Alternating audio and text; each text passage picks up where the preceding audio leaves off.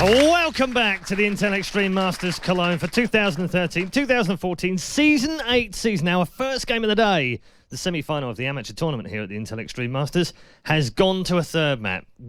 The best possible way we could start in League of Legends, of course, today. Tomorrow we've also got the semi-finals of the Pro Tour and the two finals from both the amateur and the professional tournament. But now we're going to get back to Game 3. Before we do that, though, I just wanted to check with the crowd here. I had a chat with them in the intermission. You know, we don't have chalk ices here, so I had to have a chat with them. And I said to them, there's only a few of the older members in the audience got that one. And I said to them, who are you voting for? NiP? Yeah, there's a few NiP, a few TCM. So I just want to hear the decibel level now for the two teams before we go into this final game. So who's up for NiP? Okay, all right. That's a reasonable response. And TCM? Okay, all right. Well, it's not that scientific, chaps, but I reckon that's a 55-45 for TCM. Don't know what you guys think, but map 3 is coming next, of course, with Joe Miller and Mr. Lee D-Man Smith. Thank you very much, Red Eye. We are, as he said, getting into match number 3 here between NiP and TCM. And NiP get blue side this time around for their final game. 2 games in a row. Are we going to see another Sion? I don't reckon we will this time. I don't think so. And I'm also wondering whether we're going to see that in Italy ban now. We've seen Renekton ban in there twice against that man on your camera just there, Zoro0, Herkybot. His Lee Sin was banned in the last match as well. So will we see NiP try and pull something new out? They tried it. Sion, convinced about, especially with the Soul Stealer on. But Joe, you called it. You called it at the start. So let's see what else you've got in that bag of tricks of yours. Well, I did have Syndra in there, and obviously that is not available here this tournament, which I think is a bit sad from Nuke's Neither is Olaf. We should point this out, actually. Olaf and Syndra are globally banned, and Siva and Heimerdinger are not available because of the remakes. Exactly. So we can count those champions straight out there. This time around, Elise, Jack's ban coming in from NiP. Of course, they picked it first in the last game for Zoro0. Other side, Renekton again taken away from Zoro0. Fizz from Nuke. And there is that Nidalee ban that we were expecting after 2 very strong performances. Caitlyn ban this time around from TCM.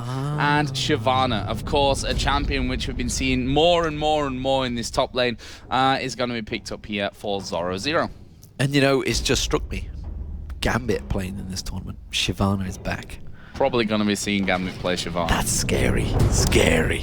That's the original team that really started to rock Shyvana, that rocked everyone's world, in fact. And that was back at Intel Extreme Masters Kiev. That was the beginning of the Moscow 5/Gambit dominance at the Intel Extreme Masters. There's only 1 tournament they've entered out of 7, I believe it is, that they haven't won at the Intel Extreme Masters. They're going to be looking to try and make that 7 right here. But look at the picks and bans going through. A couple of bans obviously targeted on the matches we've seen, which meant Lee Sin has snuck through, Shyvana has snuck through. We are going to see JWoww once again, by the looks of it, on towards that Kha'Zix. Surprise!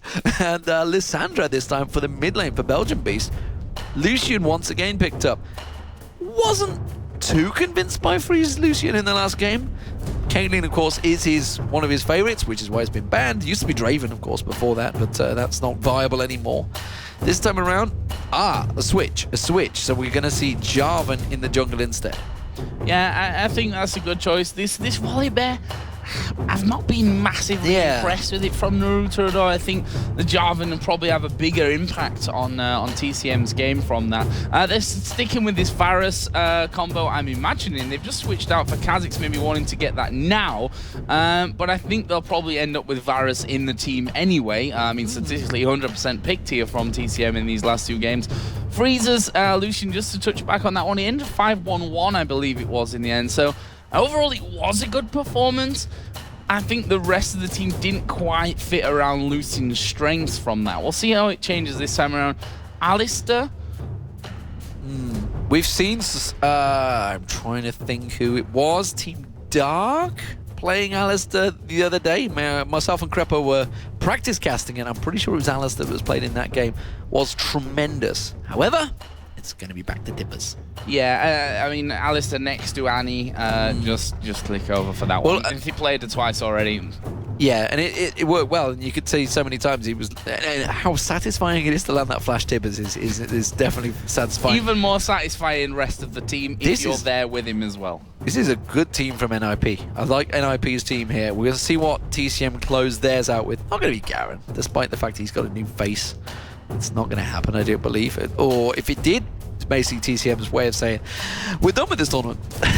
That's pretty much how I see it so far. But NiP, what a team they have now. They've got Hercubot and Lee Sin. Like you said, he's got a great record on him. Shyvana is so strong, even when built completely tanky right now. Lucian, pretty much flavor of the month as well as the AD carry. Addy, flavor of the month as the support. And Gragas, flavor of the month as a mid. So they've got pretty much a flavoursome team. Lots of flavor in there, that's for sure. AD carry is going to be the choice for Matroco here. They were hovering on Jinx. We saw them hovering on Varus again, which he played in the last 2 games. Currently is Vayne, and then it will be Corki. So really going through the entire field of AD carries and deciding to settle on that Corki. So a change up this time around for Matroco. Yeah, he wanted some mobility in there, that's for damn sure. He was realizing that he's got, obviously you got Lee Sin and Shyvana, they're going to be jumping straight in at you, diving in there. You've got to get out of the way of those barrels as well, so he needed to use that Valkyrie to get the hell out of dodge.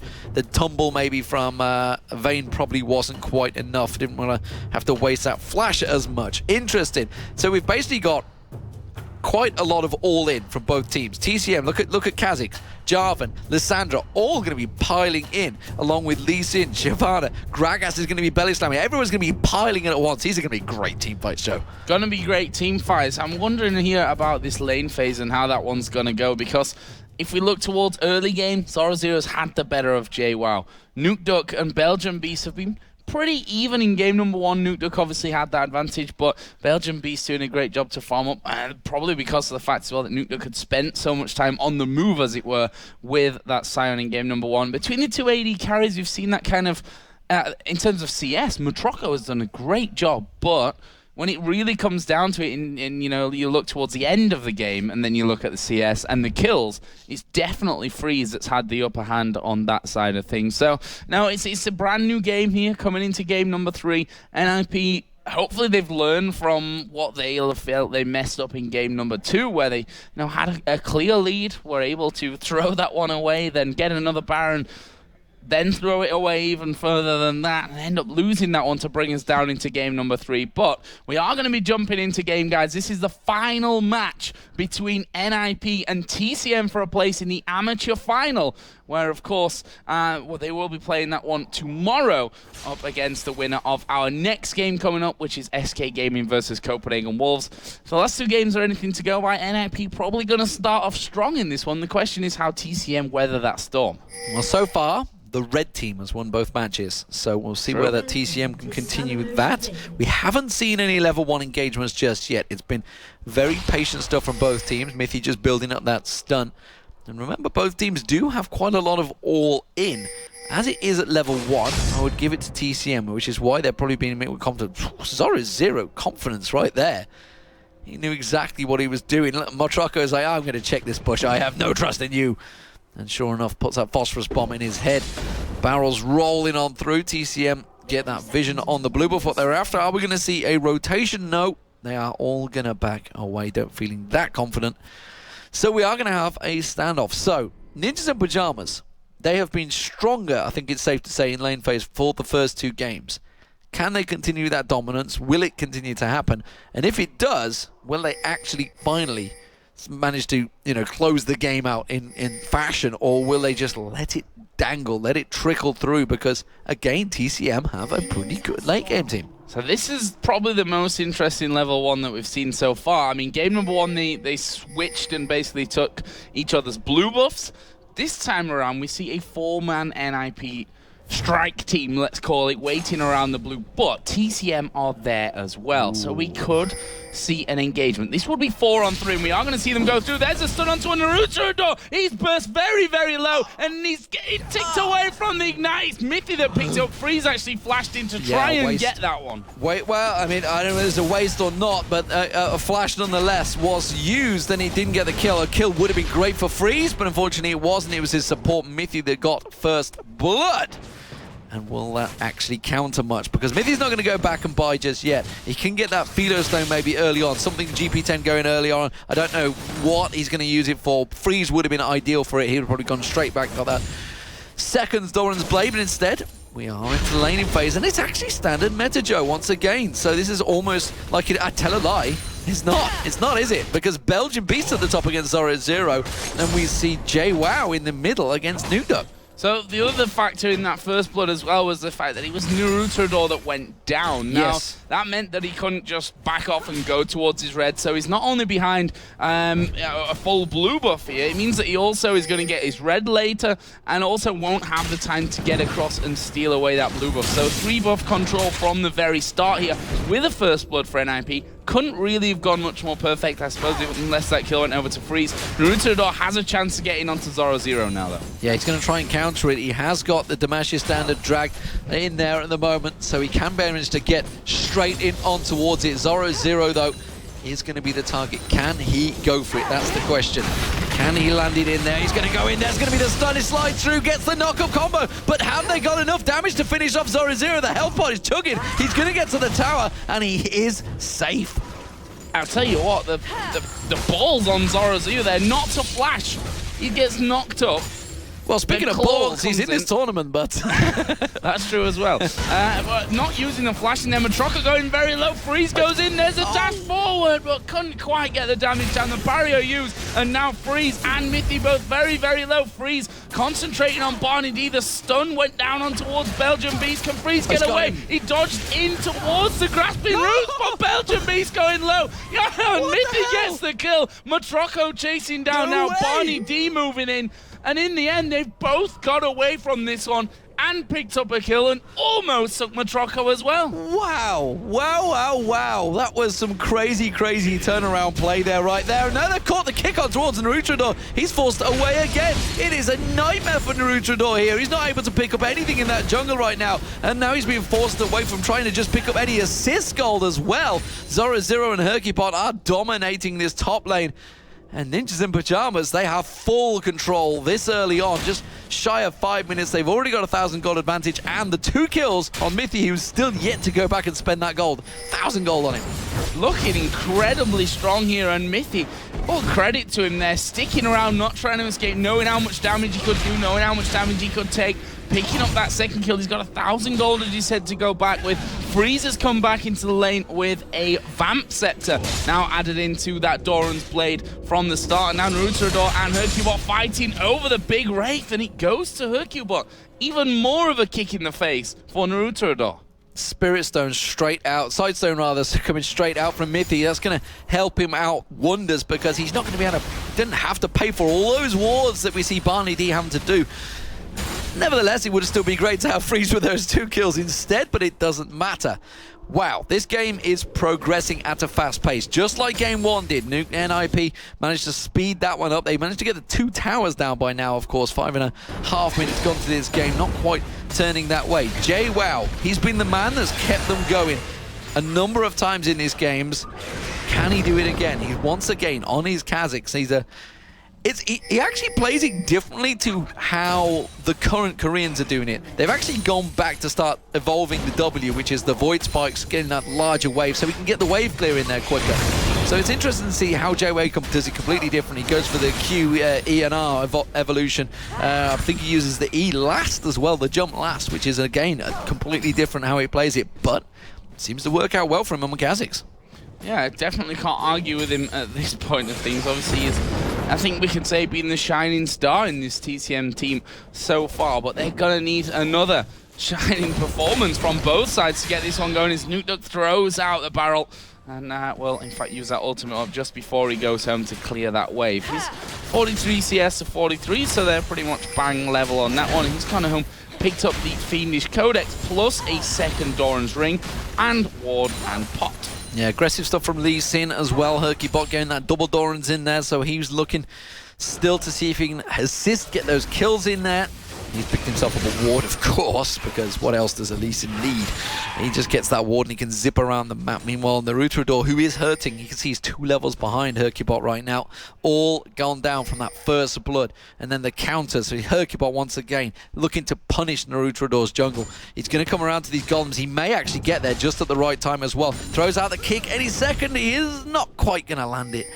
And Naruto does manage to get his level 5. I think he actually stole the small golem there. Did he? With the Q, yeah.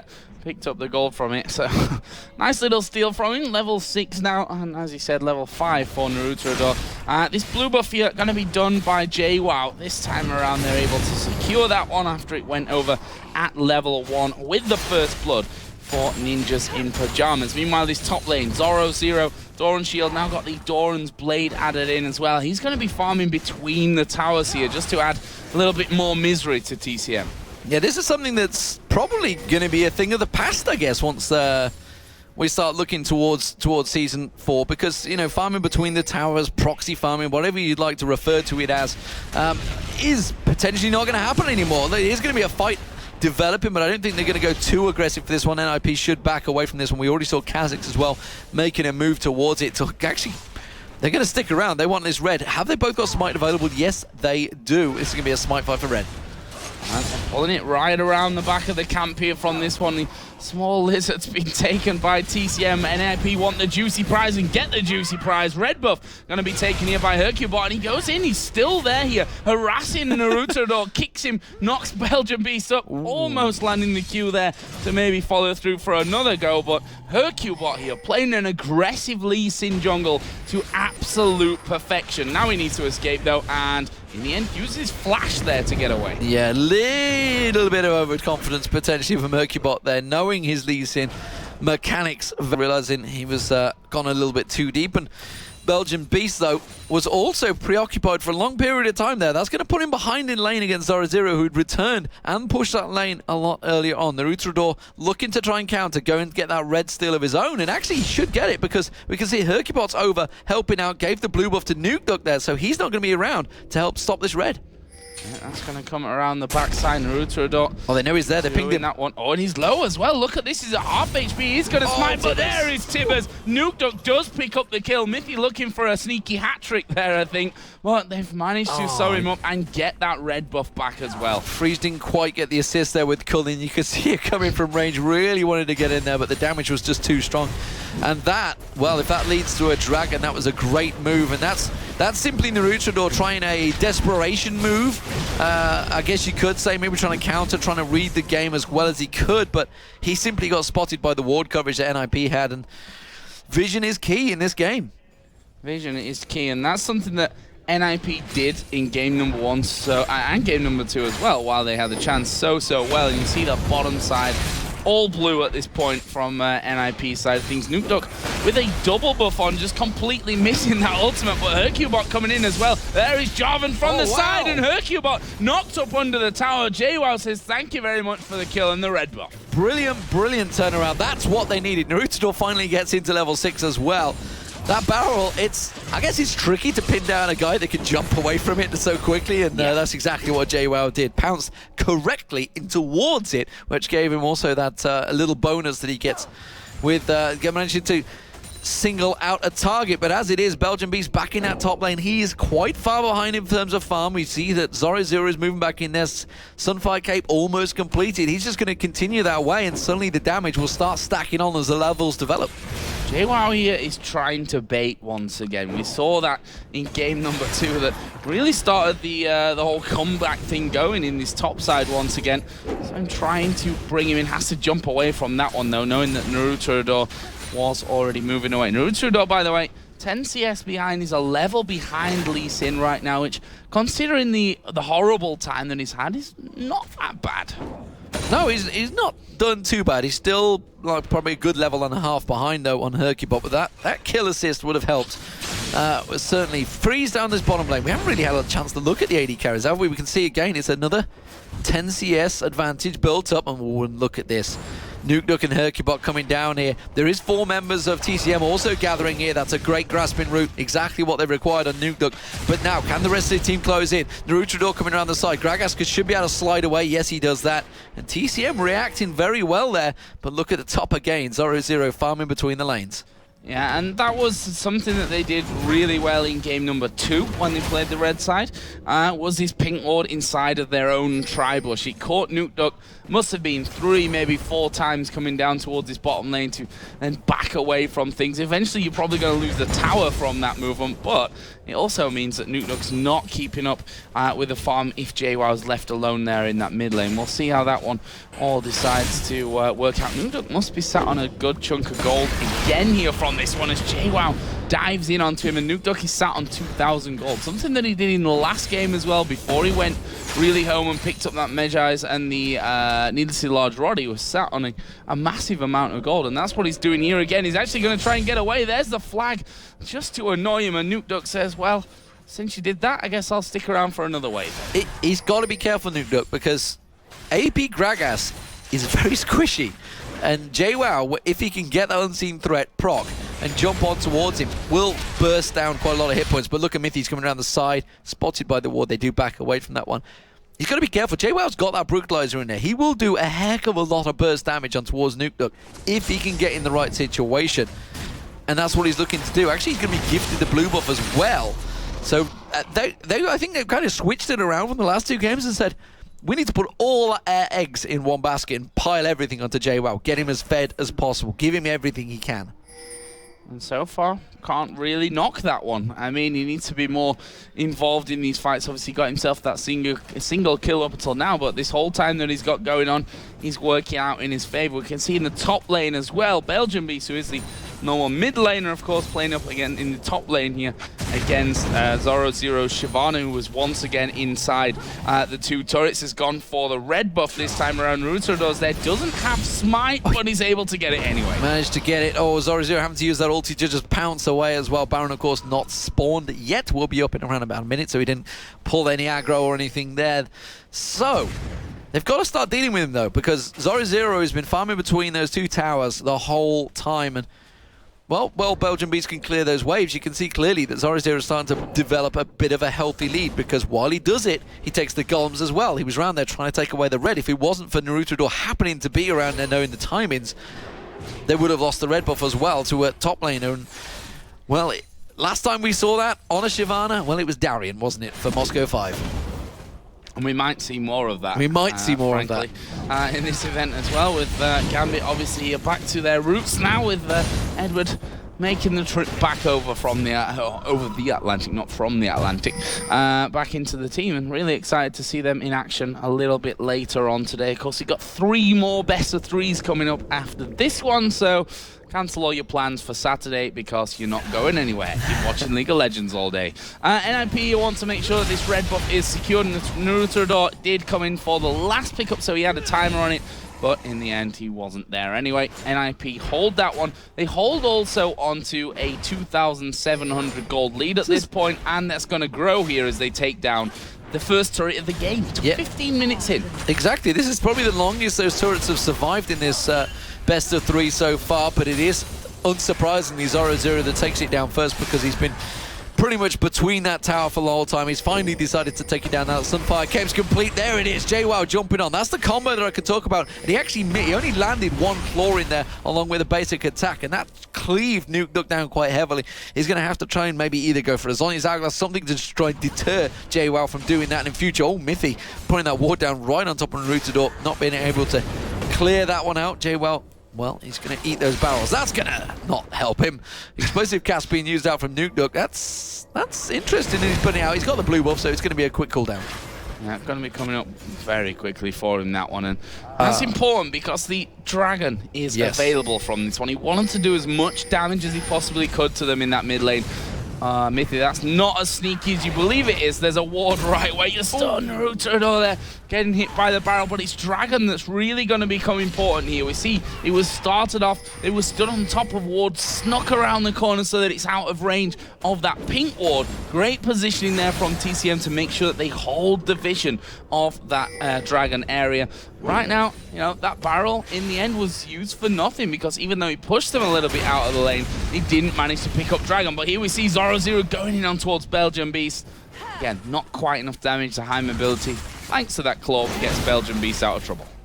Yeah, it keeps him out of trouble for now, but Zoro0 is continuing to push. He's gone for the Zhonya's Hourglass build, so he's going to be looking to be a little more aggressive the moment that gets completed and start diving in there, joining JWoww, who's not really too worried about diving in. He's been doing it quite regularly. He's already got that Hex Drinker now completed, along with that Brutalizer he had early on. Continuing that farm, keeping the farm up with Nukeduck as well. Doing a grand job there, but the key farmer is Zoro0.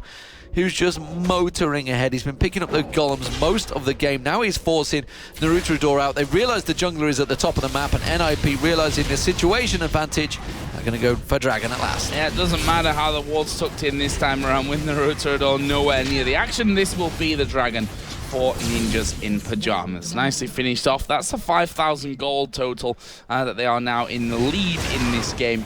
And if we look down the kills, they're pretty few and far between at this point. 1 for NukeDuck in that mid lane, 2 for NiP, of course, earlier on, which has helped him get a good 1,200 gold over his opponent there.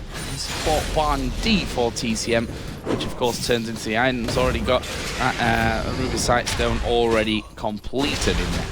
Now, ordinarily we'd say 5,000 gold, well, that's a big advantage for NiP, but we've seen it already. It's been a 5,000 gold a number of times already, and it doesn't seem to get that way. The fact they've only taken 1 tower down so far means TCM are just keeping them even in lanes. Well, not even, it's simply the small advantage. Just look at the farm. It's pretty even across the board. So it really is the Dragon control that's the big key at the moment, and Zoro Zero in the top. Shyvana is a big deal, that's for sure. He's gonna be a beast throughout the game. He's not really gonna tail away. He's just gonna be so strong from now on in. Now the fact that he's already got that Bilgewater Cutlass and Sunfire Cape. JWoww may try and complete this one towards NukeDuck. Flash was burned out from him there, but unfortunately there's no objective control to gain, despite the fact he's forced him almost out of lane. Yeah, gets him out of there, but he's probably not going to have time to go onto the turret. We can see that actually NukeDuck has managed to stick around for that one. He's still pretty healthy. There was a flash in the bottom lane. That was Barney D that flashed away. A little bit scared, I think, of being caught out there by the stuns. And the top side, you see Red Buff is going to be the target and picked up there with the smite of Naruto. They're going to have to motor down bottom. You already see NukeDuck's making his move. They've already got 3 down there as well. They're going to try and stack up on that tower to see if they can pull anyone in towards this. Barney D just using that flash, like you mentioned, is not going to have any escape. Matroko's got flash and Valkyrie to get out of there. With the minions stacking in, they're keeping the pressure on towards this turret.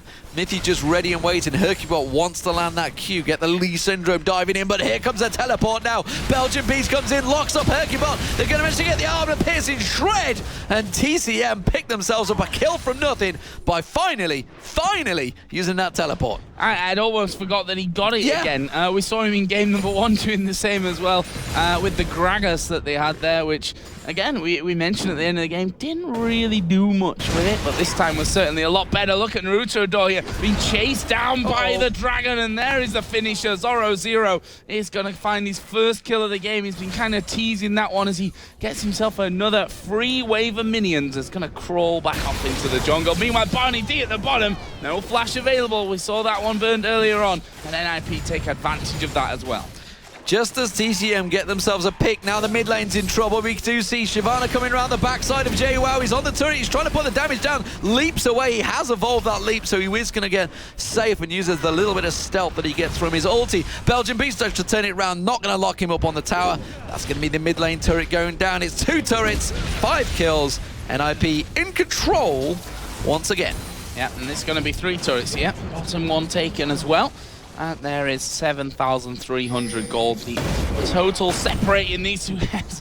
NukeDuck not scared of using that ultimate, you know, not as a finisher, but just to push that man out of the lane. I think that he was going to get a bit more damage onto that mid turret than actually was the case because of JWoww's presence. But either way, he's quite happily to back off now, and he's going to be spending some of the 3,400 gold that he had.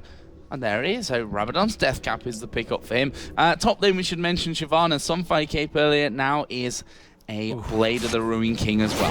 Yeah, it's Shyvana. There's a reason that he's been pretty much banned in most games, and probably will be for the rest of the tournament.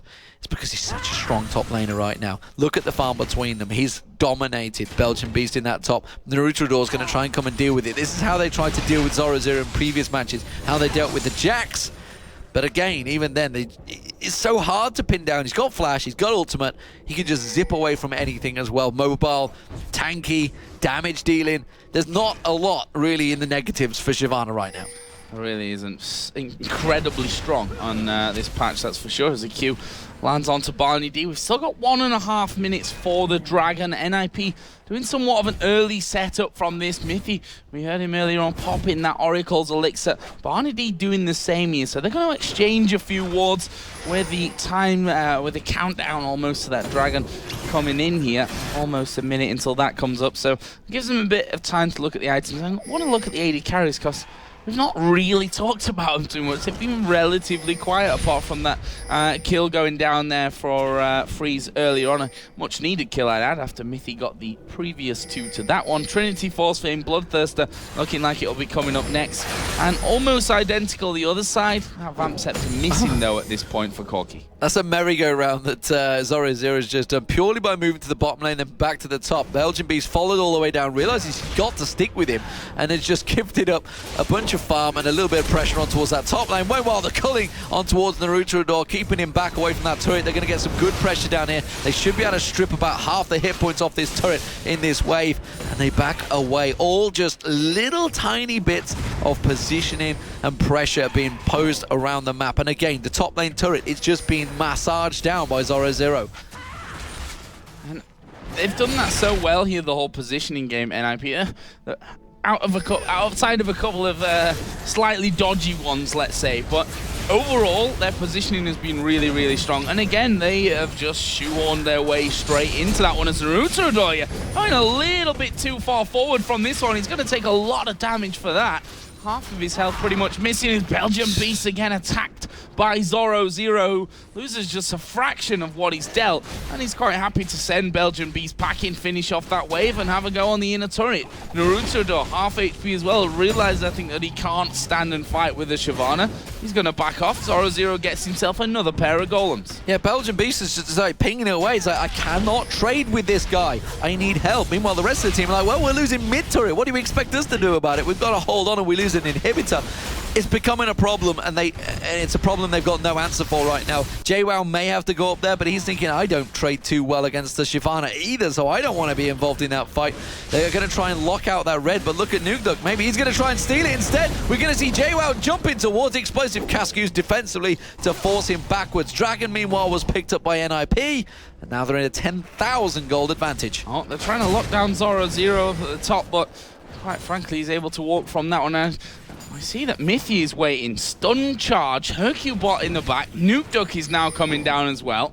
Are they going to get in on towards Matroka? I think in the end they decided to go more the traditional route, which is push the minions up there and then have a go at that tower. Sadly enough for them, Corki able to clear things out. And I think part of the problem that TCM are having here with Zoro0 stems from the earlier game where Naruto had troubles in the jungle, had to then catch things up, and he's not been able to help as much as he would have liked for Belgian Beast in this top side, and that's just allowed free reign almost from Zoro0. Yeah, the little battle continues there, and Belgian Beast this time managing to root out Zoro0 and get those 2 golems away from him, but it's a minor victory in what's been a pretty horrific top lane for him so far. He's only actually died once in his credit, but he's 74 CS behind, and that's pretty much been those two on their own the entire time. There's not really been any help from either side, honestly, going up there. We haven't seen Hercubot, despite the fact he's on one of his favorite champions, I think it is. He's 0-2-0. He actually did better on Jarvan in the previous game. Obviously, he was one step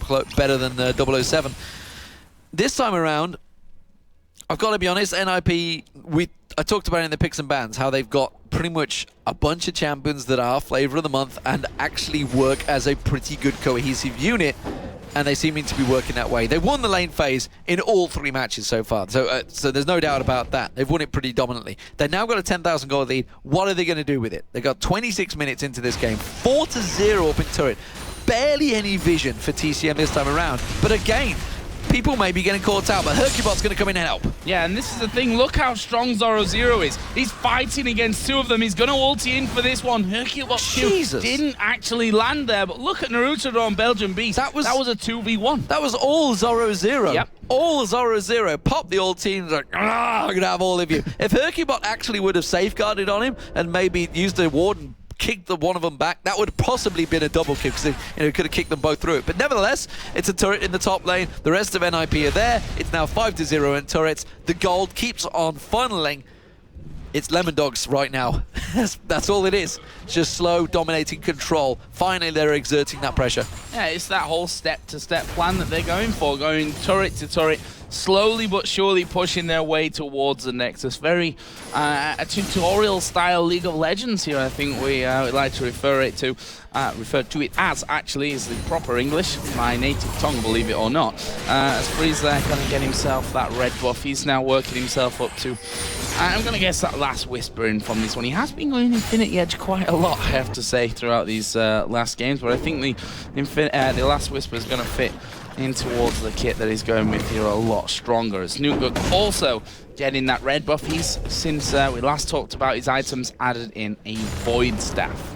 My issue with NiP and effectively what we're calling now the Lemon Dog style of play, the slow, grind it out, you're taking the objectives step by step, it clearly didn't work at Worlds. It's what they tried at Worlds, but unfortunately for them, the pace had quickened. Hercubot's just going to ward away from that one. The pace had quickened at Worlds, and which surprised quite a few teams, Lemon Dogs being one of them, and actually countered badly by Freeze. I don't even know how he got in that position, and nor did the camera guy. Well, it's a Kha'Zix. I mean, a Kha'Zix jumps on you, you're going to die. Yeah, Narusador, I think, came from the bottom side of the river. They just basically caught him. And maybe napping a little bit from that one. There's a barrel out of Nukuk, and there's a lot of damage now with that Void Staff added in. It forced them to back away. Nukuk actually going to try and prevent recalls from this one.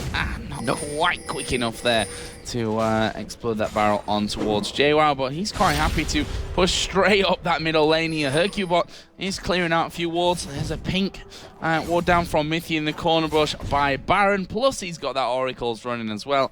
They once again try to get that ward control that they've had earlier on of the enemy jungle, which leads to this. Buff's being taken away.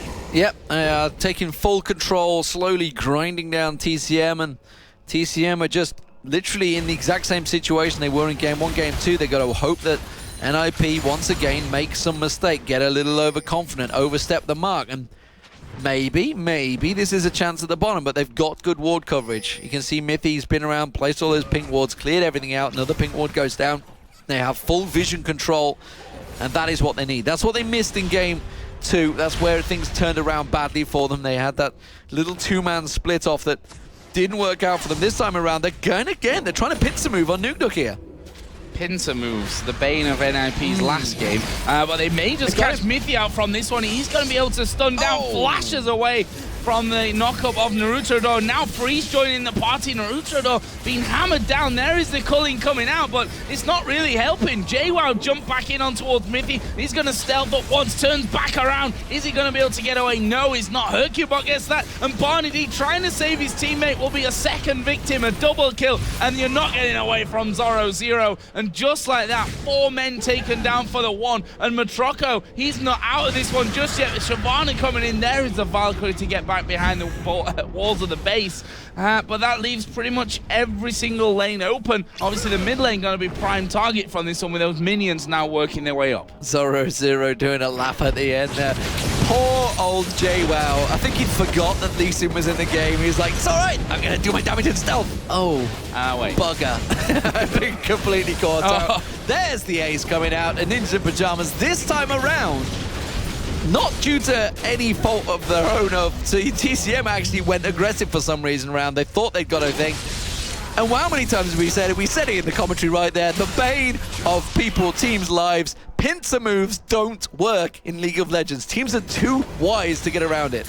Yeah, and when they do, it's very rare. Let's put it that way. Very rare. Very, very rare. I think you've got to have the perfect everything for it to happen. Meanwhile, pincer movement here coming in on towards NiP once again. And whoa, look at that. You're out of position here. They've got ward control of your jungle. Barney D is down. Naruto is going to try and turn away from this one because they want to protect Freeze. JWoww jumps in onto him, and Freeze survives. The lifesteal helping him stay in. Finally, Belgian Beast locks him down with the ultimate coming on towards Nukuk, but that didn't get them the kill. And now Hercubot is chasing down. Mithy's hopping, skipping, jumping, misses Tibbers completely, but it won't matter. It's Hercubot that finishes off that one. and the old pincer movement coming to haunt them for a second time in about as many seconds. I think this was simply a case of they expected Baron to be already started. They didn't realize that NiP were at the red, so they just went piling straight past and say, oh, we got to get to the Baron really quick. Wait a minute, what? Where did they come from? Damn it, then that's completely caught him out. Nutador's going to try a Hail Mary move here and try and slide in and get that smite. Gets close as he can and then gets locked up by his own Cataclysm. Derp. But it didn't matter, they turned it around. Matrocco, I'm not too sure he's going to be able to escape. Oh, the Q doesn't quite land. But look at the scores, look at the gold, look at the match. It is all Ninjas in Pajamas this time around. They will have to do the mother of all throws to actually screw this one up this time around. Don't count it out just yet. This is definitely a different scenario. We're approaching 15,000 gold. Not a single turret taken here by TCM. Yeah. We should probably add to that. Which means they've not really got a lot to work with. Now, we said in game number 2, catching out Ninjas in Pajamas was something that got them back into that game. But are they going to be able to do that? You wouldn't imagine that NiP are going to fall for the same kind of trick a second game in a row. And I think that they're going to have to catch him out a lot more times than 1, 2, or maybe 3 times to get right back into this one. A sneaky Baron pickup would be something that TCM would be definitely interested in, but NiP right now are doing the Dragon, and they've got lots of wards up on that top side by Baron as well. They've absolutely no reason to risk it either to go for Baron. They could just keep on pushing because they're in full domination control right now. I'd love to ask, say, Fnatic, for example, because they're probably the best candidate I can think of, because TCM have lost all 3 of these games. Or, well, they won one of them, but they've lost the lane phase in all 3 of these games. Is that simply down to skill between players? Is that down to something with the picks that they could change? And the reason I think of Fnatic is because obviously you'd think back to what happened to them against Royal Club. They lost the lane phase. Other than that one game where they got a great level 1 fight and won that's the game they won. They lost the lane phase. And how do you deal with that as a team? You know, how do you change? What do you motivate yourself to do? Maybe Crepo's got an answer for us later on. I don't know, but as it is right now, that's the only thing I see with TCM. Actually, their team fights, not that bad. They've managed to sit back. They've got really good organization. They've got good, what's the word I'm thinking of? It's the death. it's the death right there. Duke taking down Nutador. God damn it, it begins with D and I can't remember the name of it. I'll come back to it. He's leaving me hanging right now. I've got no idea what you're talking about. Discipline. That's the word I'm after. Right. They've got really good discipline. They're not going looking for the kills, although they did in this one. So they're sitting back comfortably. Excluding the pincer movement, which failed badly. They've got pretty good discipline. But right now, they've lost this game. I mean, it's a done deal. NiP themselves are going to be looking at this and thinking, okay, we probably should be closing games out quicker. We know it kind of backfires on us. JWoww's going to go sneaky bugger with his little ulti there, gets away with the flash. They're going to be looking to this. Obviously, they're up against either SK or Copenhagen Wolves. That's going to be the next match. How do they themselves look at this match? Because I don't think they're actually going to be overly happy with this match. I don't think so either. Despite the fact they're going to win it 2-1, I still don't think they're going to be too pleased. I don't think so either. I think there's a lot to discuss here overnight for NiP. There's Belgian Beast last second getting away from the Cullen and uses the ultimate on himself. Third time lucky freeze, and he is going to pick that one up. There's the Stranglethorns coming down, but Zyra already dead. There's a Valkyrie away, and the flash in from Freeze. He gets himself another one. JWoww, the next target, but he gets a kill, jumps back out. 4 men down here. This should be good game for Ninjas in Pajamas. They're going to be focusing themselves on towards those Nexus turrets. And of course, following that, the Nexus itself. JWoww is still trying. In fact, he's not even trying anymore. He knows that this one's over. Ninjas in Pajamas going to pick up the victory here in the semi-final with a 2-1 win. There we go, finally finishing that one off. And as we said, not looking happy despite a victory in the end. No, it was far from I mean, that was a solid victory, that game there. But the whole series was far from convincing, and they definitely know they've got a lot to work on. But let's not forget, this is a team that's moved into the gaming house, what, 1-2 weeks ago, I believe it was.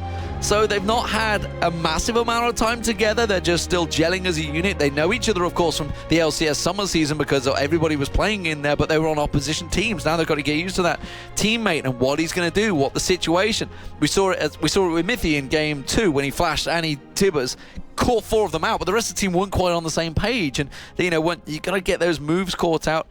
TCM themselves played fantastically, but again, they lost the lane phase in all 3 games. That is an issue that they have to deal with and something that they're going to have to work about to try and get back into this. And I think a real big part of that as well, unfortunately for Naruto, was that level 1. They tried to hold on to their blue buff.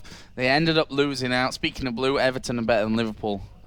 Is it a derby today? It's the derby today. It's actually playing right now. Oh, it's on which right. is why... you should check out the score quickly so I can laugh if Everton just happened I believe we were winning. I believe. But Naruto level 1. 2-1 up.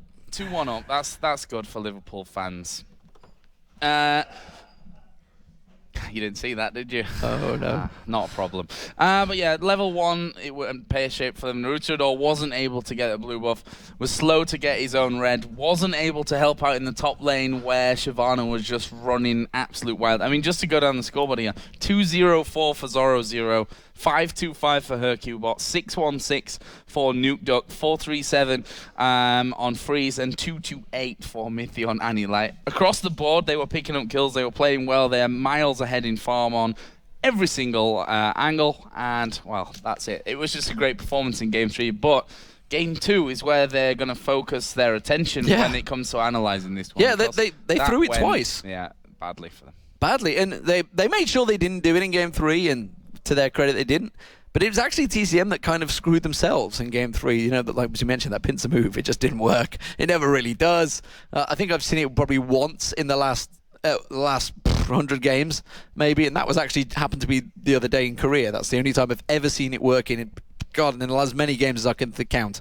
Yeah, not exactly the ideal thing, but a good win nonetheless for Ninjas in Pyjamas, puts them through to tomorrow's pro final here at the Intel Extreme Masters Cologne. But we're gonna break down that a little bit further. We've got Jason and Crepo standing by to do just that. We've had coming into this. We want to talk a little bit more about Game 3, but before we do that, let's talk about the first 2 games really quickly, just to refresh your memory if you weren't watching those first 2 games. Yeah, actually, both Siege come supreme in both the first game. NiP took the first one. Not enough respect for this in the second game, where actually TCM picked up some Siege components. Nidalee being key there. And then moving into the third game, we saw a little different approach, and we actually saw Shyvana get through the pick and ban phase, and she was very instrumental.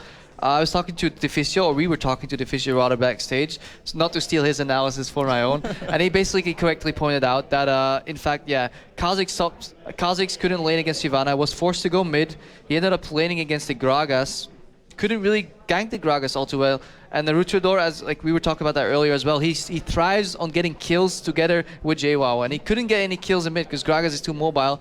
The Naruto falls behind. The mid game pressure from TCM doesn't get rolling, and JWoww doesn't get snowballing. And then a good controlled game by NiP. Obviously a little more comfortable with Gragas than with Sion, and just very clean cut execution. Now, I don't want to keep the focus too much on NiP, but what do you think of their new roster? I mean, obviously they have a new top laner, a new mid laner, a new jungle, and a new support. How do you think they really worked? I think they're very strong bot lane. I mean, I'm a support player, so I look at the bot lane first all the time. Miffy is a really good player. Freeze is a good player. If they can find their synergy, they're definitely a really, really strong duo. NukeDuck's already proven what he can. So has Zoro0, and then yeah, the Hercubot joining them. If he can get along socially with them well, which from what I've understood is he does, then it should be a really strong team. And we talked earlier with Shox before this actual whole series started about the lineup of NiP. How do you think Hercubot and NukeDuck worked really well, or how they worked together? Because I was mentioning before that NukeDuck kind of usually got camped by his own jungler when he's back on Lemondogs, and that got him rolling. To me, though, it seemed like he was a little bit more by himself, like as in he didn't really need a jungler to help out too much. It's very hard to judge that from these small sample size of games. I think NukeDuck's a versatile player enough to play with and without the jungler, and I think he's just strong enough to deal with it. He's just a really good player. Okay. And what about TCM? We should talk about them a little bit. How do you feel they did? Because we've seen them before, obviously in Tenerife. We've seen them many more times than that back at DreamHack. How do you think they really fared as a team? They show a lot of promise. Let's face it. I mean, JWoww is pretty impressive on the top lane. I've seen him champions like Elise and Kha'Zix, and he really draws attention to him. They need to fix some of their mid-game issues. They're calling. I did like their warding in between lanes from now and then, so they had a good grasp of what the vision game was required and how it had to be played. But all in all, yeah, they played well, but not well enough. And we also talked with Shox a little bit earlier about, NiP, they get the first pick of the team that they want once we have the group stages done in early December of these challenger teams. Do you think this is maybe a team that NiP want to go up against again? I'm not sure. I think definitely TCM can throw you a curveball, especially playing on the Pi patch 3.14. A lot is going to change. They look relatively organized, TCM. They still have some kinks in their gameplay and in their assessment of the middle late game, but if they fix that combined with the new patch, it might just put JWoww in a stronger position. Who knows? Like, the game is entirely going to change, so you can't really draw too many conclusions from this game. I think Copenhagen Wolves is a strong team right now. TCM, but they may have a pick of a third team that might essentially be weaker than both of those, and probably will end up picking that team. All right, well, you're going to be casting a little bit later on today, actually the next game, I believe. Next game. I want to hear your thoughts, though, on that game. SK versus Copenhagen Wolves coming up before we fully get into that one. New roster for SK Gaming, so let's see how they perform. The glorious comeback of Freddy. I've always seen Freddy come back and back and back. I used to play in a team with him like 2 years and a half ago by now, and then he ended up back in the LCS. So I'm really glad to see him back. He's a very good top laner on a certain amount of champions. If he gets Renekton, and I hope he does, we're gonna see some good performance by him. And yeah, I'm just waiting for NiP to pick a door and shield as he promised. Well, thank you very much, Krepo, for joining us and giving us your amazing analysis of these 3 games. But for now, we actually do have an interview over with Shox, and she's with Mithy. Mithy, very good to see you again, albeit now on a different team, on NiP. And I wanted to talk to you mostly about that game too, because it seemed like you won the laning phase and then kind of lost the reins in that game. So what happened there? Mostly we won laning phase. We had a good pick to win laning phase 2. We had Sion. And then we just failed to snowball. We tried too much to bait them top, and they just eventually found out that we were just trying that all the time, and then they just outplayed us, I guess, in the mind games in a way. Are you the person that makes those calls? No. And who is it then? Well, that kind of calls is NiP is I feel like counter ganking this, so I'm just gonna go there, And then he got counter gank or whatever it was, But yeah, it just happened, and yeah. All right, now for you, Annie seemed to be a very solid pick out of those 3 games. Tell me a little bit about your playstyle with her, because it seemed like you go in, and even if you hit the perfect stun, you're still not a tank, and you might melt quite easily. So how do you approach team fights? Well, if you don't hit a good stun, then you die. That's because they can then come back at you and focus you. But if you hit a good stun, you have 1 second to run out, and then your team can go back in, and then they have someone else to focus, so you're pretty safe and can maybe get another stun off. So yeah. And how does it work in synergy with maybe a Lucian? I know a certain rider that will be very happy to see Lucian getting some love here. How does that work for you guys in the bottom lane? Well, Lucian is a quite strong pick, except for his ultimate. It's kind of iffy. But overall, his kit is quite strong. And Annie is just a good champion, I guess. With the right playstyle, you just stun and do a lot with it. So yeah, I don't know. It's just a good pick. All right, now coming out of that game, you guys were not overcome with joy. Is there a lot to think about? Because you were the favorites in this matchup, and it didn't seem to go that well. Well, I think we did pretty well game 1. Actually, we didn't do that well since we did mistakes, but I guess we weren't warm. And then the game 2, we tried out stuff, didn't work. Tried to just get over it as fast as possible, and then the game 3 was what we expected. So we weren't I'm happy we won. I'm not sad we lost. I mean, of course, but I'm not full of joy because I overall came with expectations to win. Okay, that's good that you say that. The expectations to win, a lot of ambition there. A final question: you've moved into the gaming house now in Stockholm. How has that been, that transition with 2 of your old team members and then 2 new ones? How has that been? I think we all mesh up pretty well. And yeah, I don't know, it's quite fun. There's a lot of space. They take good care of us. You know more the players you're playing with, how can they cooperate in a house and stuff. But overall, it's turning out better than expected, way better. All right, so you're in this one to win it. Do you want to play SK or the Copenhagen Wolves, and why? I don't really care, and yeah, pretty much. I just want to play and do my best, and if I do my best, I'll probably win. So I don't really care who I play against. All right, strong words. Well, thank you very much, Mithy, and good luck tomorrow. As for us, we're going to go back to Paul, as he's got a social media update. Thank you very much. Yes, we will be back very shortly after a break with something very special, which I'm not going to explain to you right now, but just a reminder for you, we do have a competition running for you out there right now on our Facebook page, facebook.com/IEM. The very first post on the page should be something you get involved if you'd like to win a very, very nice set of prizes. We have a HyperX headset, which you can see there, and 8 gig of Kingston HyperX RAM to give away in a bundle. All you've got to do is decide a mascot, choose a mascot, and this is a bit confusing for you guys, so I'm going to make this clear for you because the entries we've had so far, let me just say some of them are a bit odd.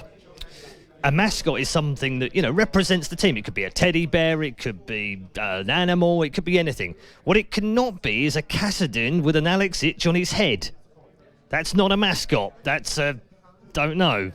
But that's not a mascot. Anyway, keep the mascots coming, and we have seen some very interesting ones, but make sure you post them in the actual post on the Facebook page, otherwise the entries will not count. And we are taking entries from anywhere in the world. We're a global tournament. It's a global competition, so make sure you tune in for that one.